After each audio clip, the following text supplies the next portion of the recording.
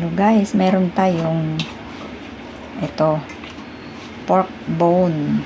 So, marinate natin. Gawa tayo ng char siu. Ito ay marinated na guys. Nilagyan ko ng 2 spoon light sauce, 1 spoon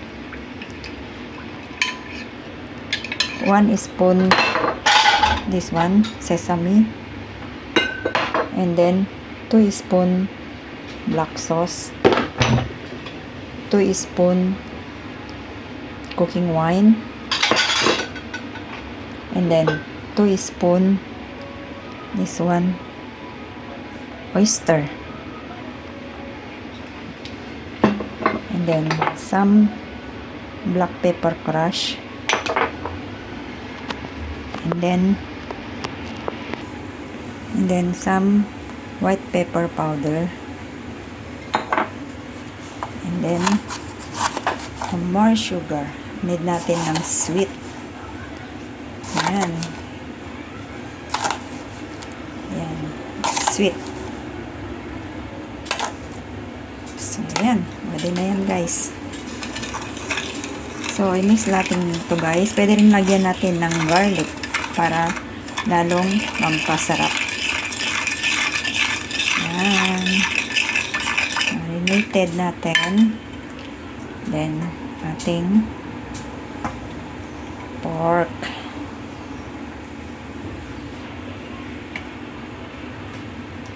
So, ito guys, marinate natin ng few hours.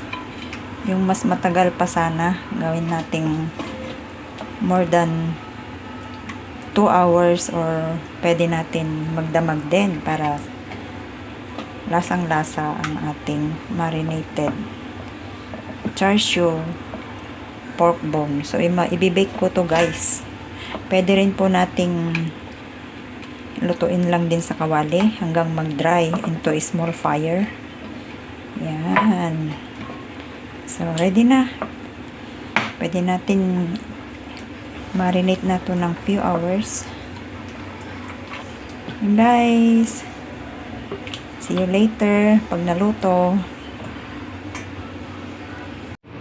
So, ito na ang ating marinated na pork bone, pork ribs. Yan, lagyan natin ng potato. I-bake na po natin.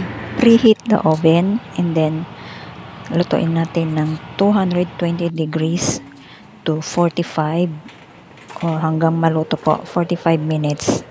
Yan, try natin ito. And then after, baliktarin po natin ng ating pork ribs. Yan. Then, ilagay natin ayan, pahiran natin ng sauce. O pwede rin natin ilagay na po yung sauce mismo. Then, let it dry there or let it cook together the meat. So, ako, pinahid ko lang siya. Ayan. So, baliktarin po yan guys.